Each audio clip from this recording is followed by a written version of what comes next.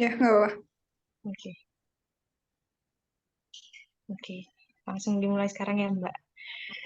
Bismillah. Eh, Assalamualaikum warahmatullahi wabarakatuh. Selamat pagi, Om Swastiastu, Namo Buddhaya, Salam Kebajikan. Halo teman-teman semuanya, selamat datang di podcast sosialisasi PKM dan Mawapres FMIPA UNS 2022. Sebelumnya perkenalkan, saya Putri Nuzuli Yutiana dari Prodi Biologi Angkatan 2021 yang akan menemani teman-teman pada podcast ini. Nah, sesuai judul podcast ini, kita akan membahas dan sharing nih mengenai pengalaman seputar PKM dan Mawapres bersama narasumber yang pastinya keren-keren banget nih teman-teman. Nah, dan di sini uh, sudah bergabung bersama kami ada dua narasumber, ada Mbak Karisa dan juga ada Mbak Regita. Halo, selamat pagi Mbak Karisa, selamat pagi Mbak Regita. Halo, selamat pagi. Pagi Putri. Oke, gimana nih Mbak kabarnya pagi ini Mbak? Minggu pagi. Siapa dulu nih? Boleh siapa aja, Mbak. Ya udah, aku dulu mungkin. Halo semuanya, kenalin aku Karisa Misabirah. Aku dari Biologi 2020. Oke, kalau Mbak Regita. Oke, perkenalkan nama aku Putri Regita Anggraini dari Biologi 2020 juga. Wah, biologi semua nih, Mbak. Biologi pride, guys.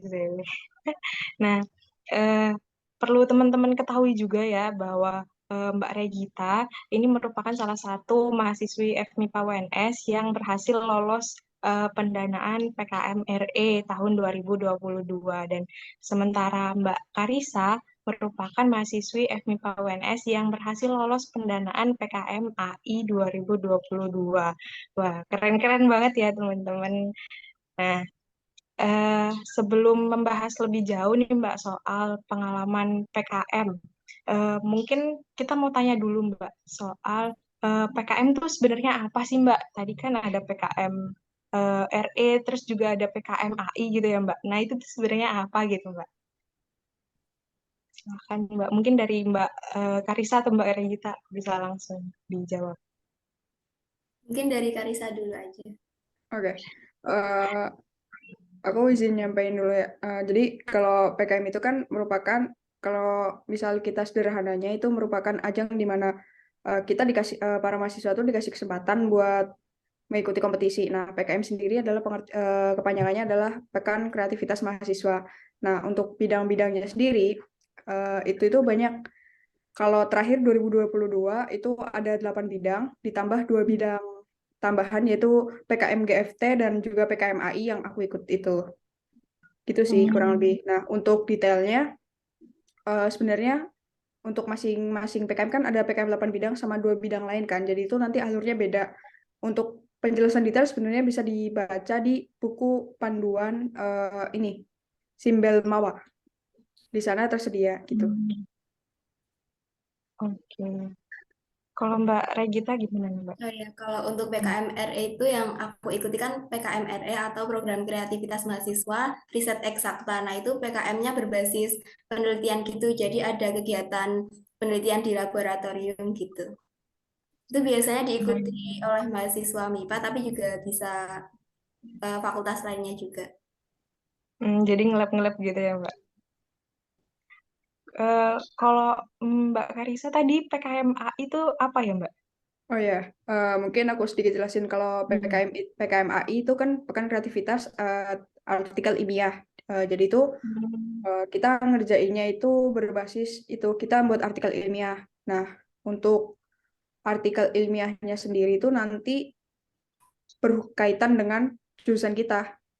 Kalau misal sebenarnya Hmm. PKM AI ini universal, bisa diikutin dari semua fakultas gitu loh. Dan kalau nggak salah kemarin yang dari WNS ya di Dana itu bukan dari salah satunya kan Timko, terus satunya lagi kalau nggak salah dari teknik. Oh, dari teknik. Uh, Oke, jadi bisa itu ya Mbak, dari berbagai fakultas gitu ya Mbak, bisa ya join bisa. gitu. Oke, mungkin kita beralih ke pertanyaan selanjutnya ya Mbak. Itu apakah mahasiswa itu sebenarnya wajib ikut PKM dan sebenarnya apa sih benefit yang bisa kita dapetin kalau kita ikut PKM gitu, Mbak? Izin menjawab ya, kalau di UNS sendiri kan itu ada Sip Smart ya. Nah itu kalau tidak salah itu ada kegiatan wajib SPKK. Nah itu salah satu kegiatan yang harus diikutin mahasiswa. Nah salah satunya adalah program kreativitas mahasiswa itu. Jadi eh, kalau tidak salah itu selama masa studi itu diharuskan ikut paling tidak itu 1 kali gitu. Hmm, berarti itu wajib ya, Mbak ya? Ya, atau mungkin untuk kebijakan tahun berikutnya bisa berubah lagi. Oh, Kalau mungkin untuk dari manfaatnya sendiri Mhm. itu bisa misal lolos pendanaan yaitu bisa berkesempatan melakukan kegiatan atau riset penelitian kan udah didanai ya. Terus untuk benefit selanjutnya kan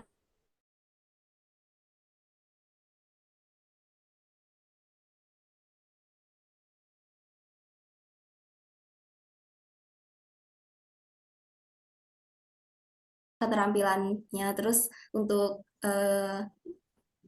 mahasiswa itu bisa rekognisi SKS maupun skripsi dan bisa menambah pengalaman dan relasi. Hmm, oke, baik. Terima kasih Mbak Putri. Kalau dari Mbak Arisa gimana nih, Mbak? Kalau PKM AI sendiri itu benefitnya apa gitu, Mbak? Oh ya, Kan, jadi benar sih tadi untuk kayak apakah wajib soal ikut PKM, benar yang dikatain sama Regita gitu kan. Jadi kalau di MIPA sendiri itu dituntut, bukan dituntut sih, diwajibkan buat mengikuti PKM gitu. Nah, kita diwajib buat ikut itu sebenarnya itu kalau nggak salah di Shift Smart itu buat pendamping skripsi juga kalau nggak salah. Makanya paling nggak kita pernah mengikuti 1 kali. Nah, kemudian kalau untuk benefit untuk ikut PKM AI, sebenarnya itu buat kita, kalau dari aku sih ngerasa kayak, ya ini sih, lebih ke kita tahu gimana cara penulisan-penulisan artikel ilmiah. Kemudian kemarin tuh, kalau dari timku itu, artikel ilmiahnya dari, idenya itu dari magang, magang cutting. Jadi aku anggota, jadi anggota ketuanya tuh cutting kan, angkatan 19. Terus itu tuh, ya udah kita olah dari hasil magang cutting buat dijadiin artikel ilmiah. Nah, di situ itu kita belajar benar-benar kayak di pedoman PKMA itu dijelasin untuk cara penulisan ini aturan kayak penulisan judul, tabel dan lain sebagainya itu uh, ada ketentuannya dan yaitu yang jadi pertimbangan, bisa dibilang jadi pertimbangan buat kita lolos didanai karena aku pernah dengar kalau misal PKM itu sebenarnya syarat yang paling bisa kita lolos di tahap pertama adalah mengikuti ketentuan yang ada di buku pedoman. hmm, jadi benar-benar harus diperhatikan ya, Mbak ya, buku pedomannya Iya. itu. Dan kalau benefit lainnya gitu, kalau misal pas kebetulan aku diajak sama cutting, itu tuh ya berarti kita kenal deket sama cutting itu loh. Jadi kalau misal mau tanya-tanya apa, itu bisa saling sharing gitu. Dan ya kita sama-sama belajar gitu loh. Eh, nggak selalu cutting itu jadi guru kita, tapi atau bahkan bisa kebalikan gitu. Kita saling sharing gitu loh. Dan ya namanya manusia ada kelebihan, ada kekurangan. Jadi waktu, apalagi artikel ilmiah kan, ada yang waktunya kita ngecek typo, ataupun ngetik ini, ngetik itu, kita bagi-bagi semua tugasnya di situ. Hmm, wah, jadi banyak banget manfaatnya ya, Mbak ya, ke PKM ini. Oke, mungkin kita langsung beralih ke pertanyaan berikutnya lagi ya, Mbak. Sebenarnya apa aja sih Mbak syarat dan kriteria mahasiswa itu untuk bisa ikut PKM gitu Pak? Mungkin boleh dari Mbak Regita dulu Mbak. sebenarnya kalau syarat khusus itu nggak ada ya, soalnya setiap jenjang eh, di pendidikan di mahasiswa kayak sarjana diploma itu yang masih menjadi mahasiswa aktif itu boleh ikut PKM.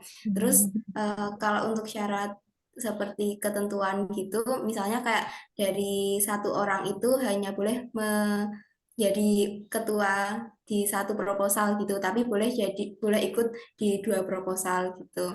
Terus kayak misal untuk ketentuan anggotanya itu juga harus diperhatiin. Kayak misal ada PKM yang 3 sampai 5 anggotanya gitu.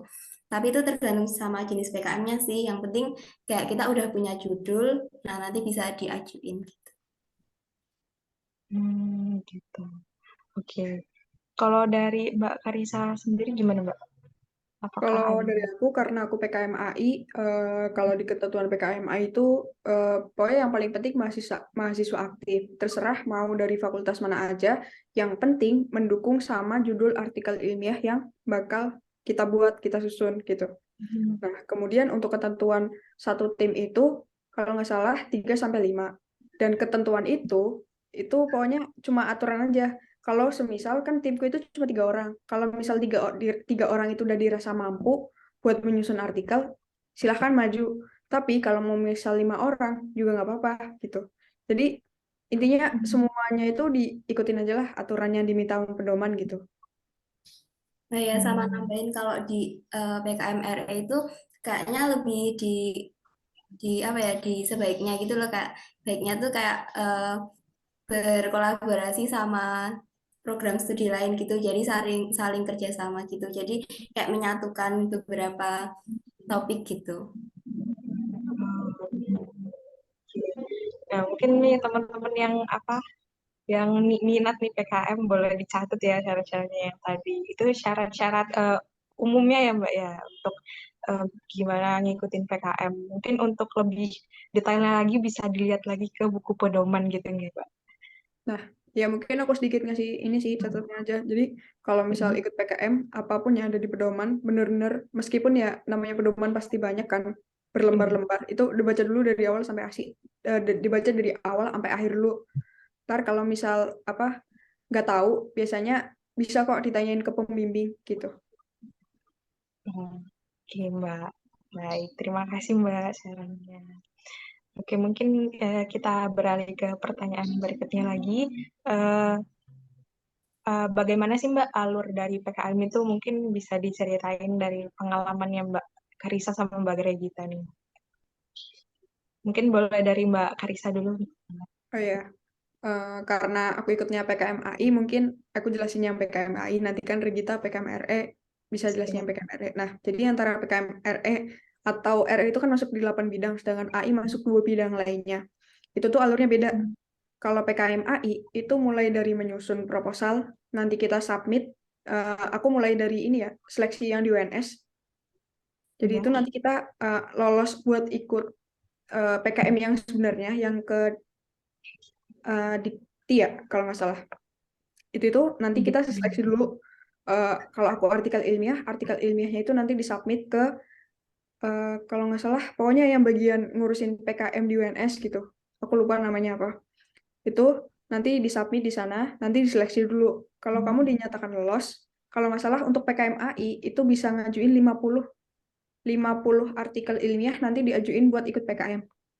Nah, itu ntar kalau kamu udah dinyatain diterima, nanti ada seleksi tahap 1.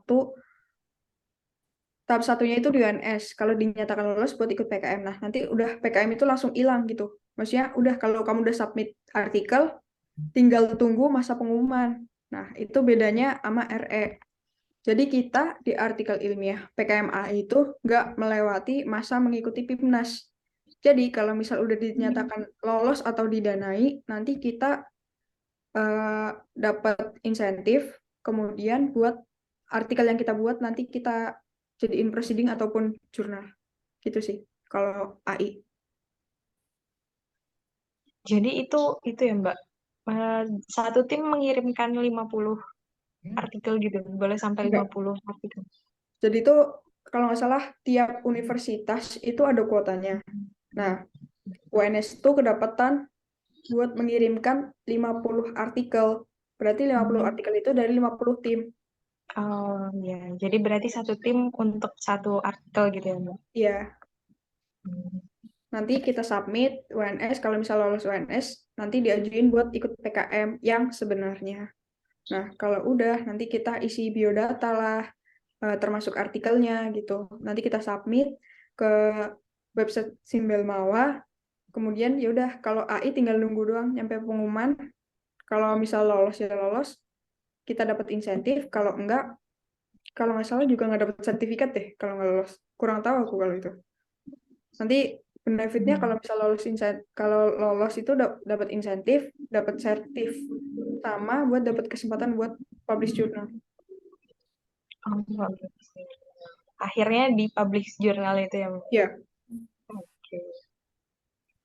Kalau dari Mbak Putri Regita, Mbak, itu gimana? Kalau aku kan ikutnya PKMRE, nah itu mulai dari pembuatan proposal, nanti di proposalnya disubmit ke PKM Center itu ya, yang untuk tim UNS itu nanti kan ada penilaian dulu dari reviewernya, terus kalau misal proposalnya memenuhi itu nanti ada pengumuman lolos PIM UNS, terus nanti kalau misal udah lolos PIM UNS nanti ada cek administrasi proposalnya itu kayak format-formatnya, kayak itu kelengkapan proposalnya, terus nanti diunggah ke Simpil Mawa.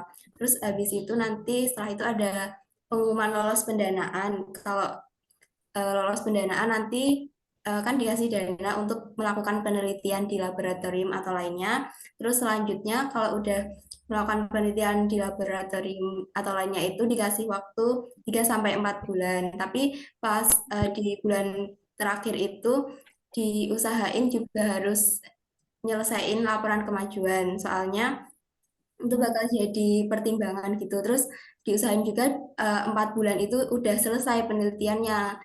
Setelah upload laporan kemajuan, nanti ada presentasi PKP 2 atau MONEF. Terus selanjutnya ada waktu buat ngerjain laporan akhir dan artikel ilmiah juga. Terus nanti laporan akhir dan artikel ilmiah itu selang 1-2 minggu nanti ada pengumuman PIMNAS. Terus untuk finishnya itu di presentasi PIMNAS. Jadi harus nyiapin PPT sama poster. Nah, jadi lebih itu ya, Mbak, lebih complicated lagi kalau yang RE.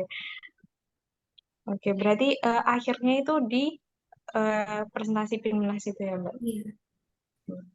Itu berarti kalau sekarang Mbaknya masih penelitian atau gimana? Kalau ini kan udah selesai penelitian, Oh, terus kemarin itu udah ada pengumuman lolos PIMNAS atau enggaknya. oke. Oke, mungkin kita berlanjut lagi ke pertanyaan selanjutnya ya, Mbak. Eh, apakah ada gitu, Mbak, hal-hal atau trik khusus gitu yang eh, apa ya, yang bisa di spill ke kita gitu ya, Mbak, untuk mengikuti PKM itu sampai lolos pendanaan dan lolos timnas gitu. Mungkin bisa dari Mbak Karisa dulu gitu. Oke. Kalau dari aku karena artikel ilmiah, lagi-lagi yang paling penting di artikel ilmiah itu untuk penulisan. Nah, penulisan itu berkaitan dengan aturan yang ada di pedoman. Nah, sama yang kayak tadi aku sampaikan di awal, kalau PKM itu syarat gagalnya tuh gampang banget. Kalau udah beda sama pedoman di satu aturan yang ada di pedoman, itu meskipun konten artikelmu bagus, itu langsung disingkirin. Jadi lebih ke tata penulisan dulu yang pernah aku dengar gitu. Jadi mending yaitu aturan-aturan yang ada di pedoman diikutin aja. Meskipun uh, waktu itu pernah kejadian di timku kayak tulisan sub judul itu terlihat jelek di mata gitu loh. Maksudnya dilihat mata tuh nggak enak gitu kan.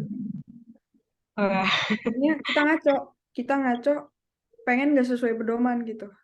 Tapi ingat waktu itu tuh ada omongan gitu, maksudnya kalau nggak sesuai pedoman langsung dicoret, maksudnya nggak dilirik sama sekali sama juri tuh katanya.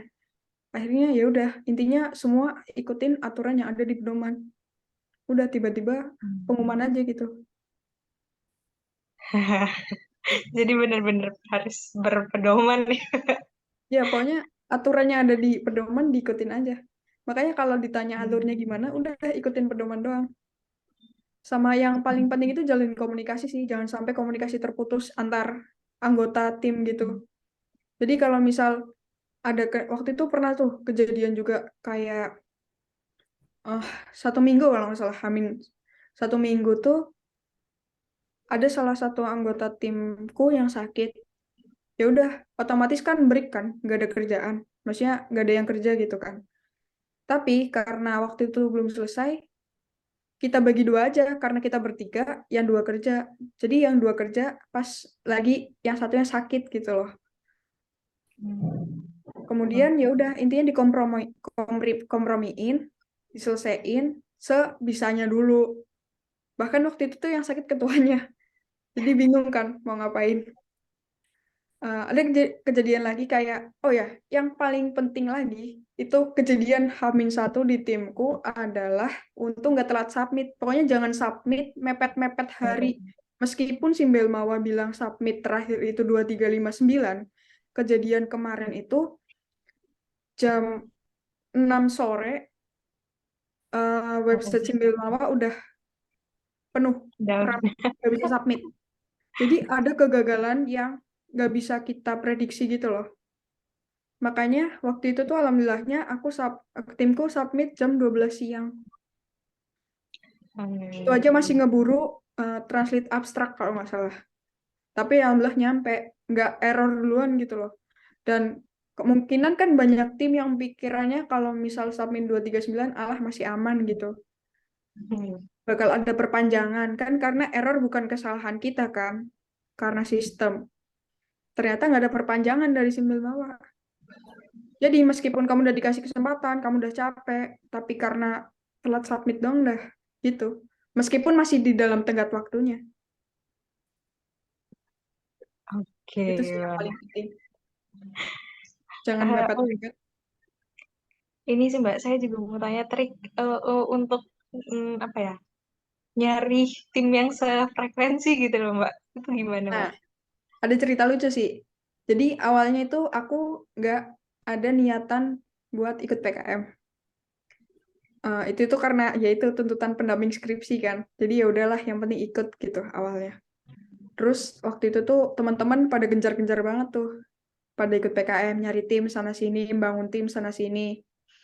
Kemudian waktu itu tuh ada satu cutting yang sama sebenarnya nih, yang aku ikut PKM AI. Dia buka lowongan buat cari anggota tim gitu. Tapi riset, daftar lah. Waktu itu mikro, daftar, suruh ngirim CV ke cuttingnya ini. Terus ternyata aku ditolak, gak ikut ya waktu itu. Ya udahlah terima.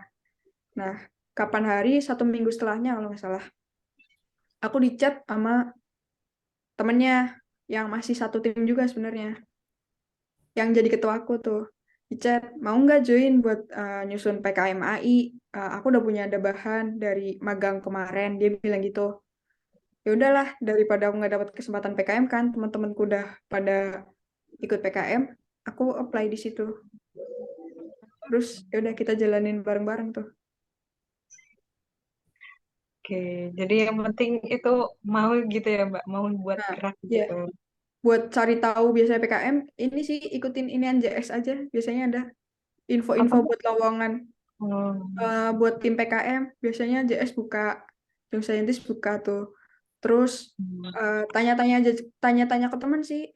Biasanya temen itu meskipun nggak buat apa namanya, nggak buat pengumuman dia lagi ikut PKM, tapi biasanya dia lagi bangun tim. Tiba-tiba aja bangun tim, rame-rame. Kadang juga kalau misal kalian ikut praktikum tuh kan kenal Asprak, Savin aja nomornya. Biasanya mereka nge-share lowongan anggota PKM gitu. Soalnya Oh, banyak juga kok ternyata cutting yang belum ikut PKM, tapi kan tuntutan kita buat ikut PKM jadi mau nggak mau dia harus apply PKM gitu. Ikut aja di situ. Kalau misal tahun pertama belum menang nggak masalah. Tahun depannya gantian kalian jadi ketua aja. siap. Terima kasih Mbak. Kita siap tuh jadi ketua ntar. PKM 2023. Ya. Siap Mbak. Kalau Mbak Regita gimana Mbak? Kalau aku ya hampir sama sih sama Karisa. Yang pertama itu ikutin Pokoknya format dari buku panduan itu penting banget. Kalau PKMR kan proposalnya itu kalau misal udah nggak sesuai formatnya, kan otomatis udah gugur ya, nggak bisa lolos pendanaan. Jadi dari awal sampai step selanjutnya itu benar-benar ikutin format. Kalau misal proposalnya udah formatnya udah sesuai, terus dan nanti lolos pendanaan, kan selanjutnya bakal bikin laporan-laporan lagi kayak laporan kemajuan, laporan akhir, artikel ilmiah. Nah, itu juga semuanya tuh ada formatnya. Terus kalau misal laporan akhir itu juga bakal nentuin kan timnas atau enggaknya. Nah, itu pokoknya bener-bener harus diperhatiin banget lah formatnya. Kayak misal di kelompokku itu, misal setelah eh, ngerjain laporan akhir, terus ya laporan dari laporan awal, laporan akhir, artikel ilmiah itu sebelum disubmit itu kayak dicek beberapa kali. Jadi kayak misal ya biasanya itu kan karena beda prodi, jadi kesibukannya beda-beda. Jadi biasa bisa ngeceknya itu pas malam. Nah, itu biasanya malam dari jam misal habis ISA sampai jam 12 gitu bener-bener ngecek bener-bener harus sesuai gitulah intinya. Terus ya kayak yang dibilang Karisa tadi kalau mau upload di Simbil Mawa buat ngumpulin itu jangan mepet-mepet. Nah, alhamdulillahnya aku tuh dapet dosen pembimbing yang pokoknya 1 hari sebelum deadline di Simbil Mawa itu harus udah upload gitu. Soalnya kan kalau PKMR itu selain upload laporan kemajuan, laporan akhir gitu-gitu kan ada validasi dosen pembimbingnya. Jadi setelah kita upload nanti kita minta validasi ke dosen pembimbing gitu.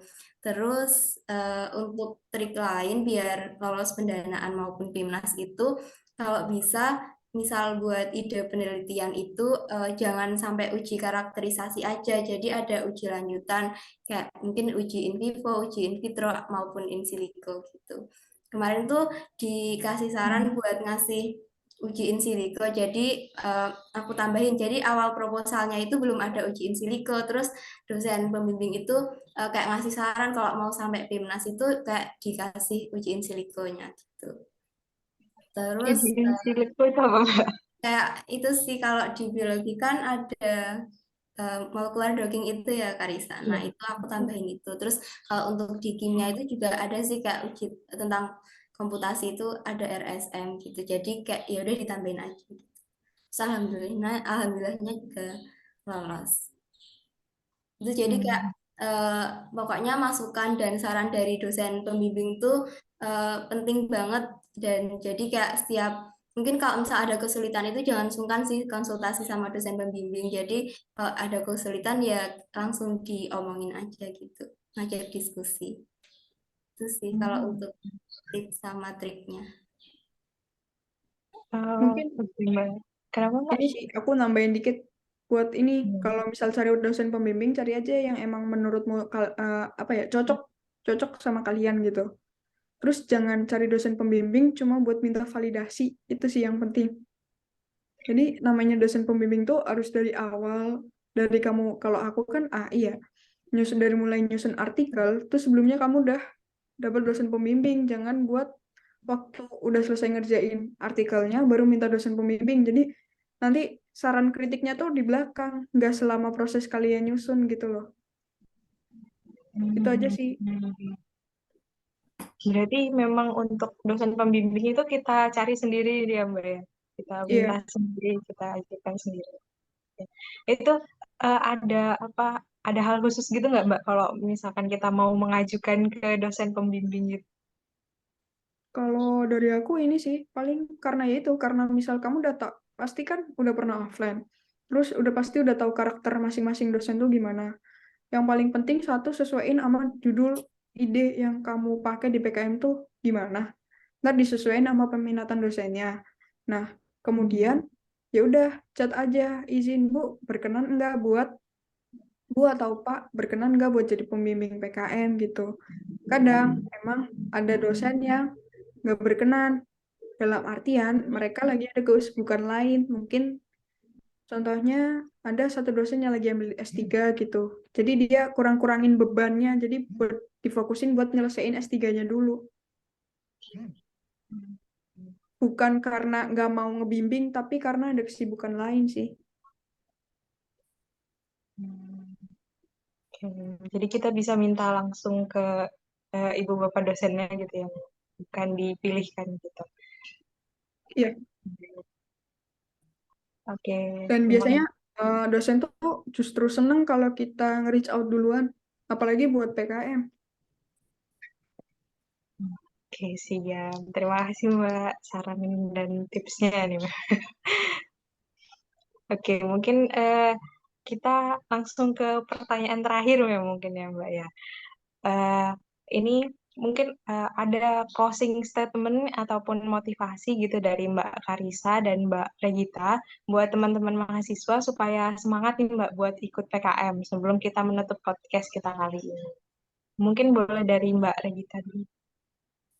Kalau dari aku mungkin closing statement-nya jangan takut buat mencoba hal baru. Salah satunya kayak PKM.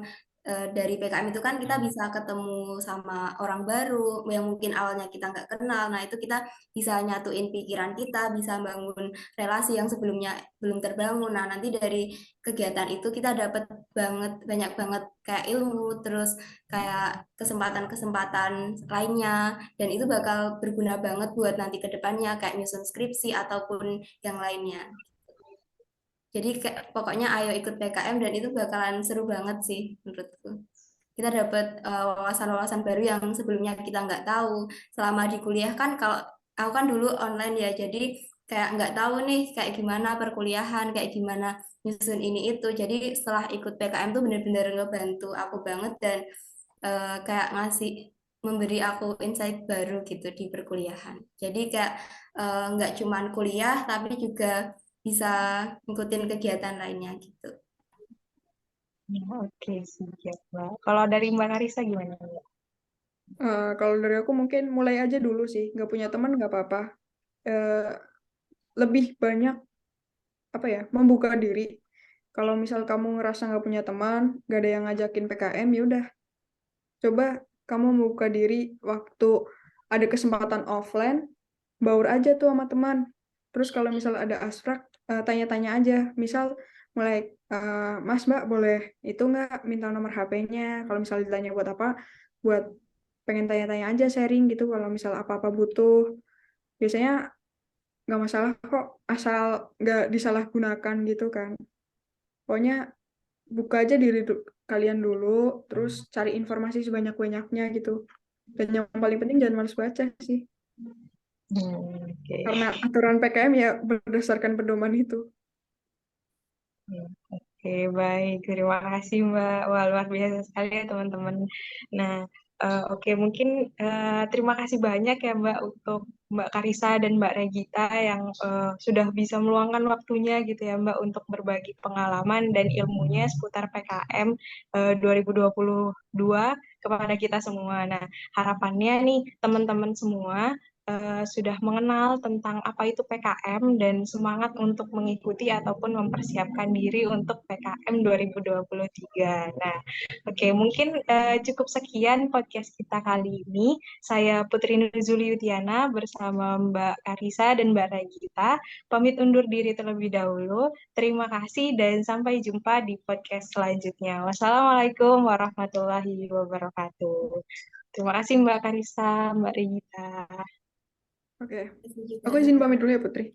Oh iya, nggak apa-apa Mbak. Silahkan. Oh. Makasih banyak Mbak.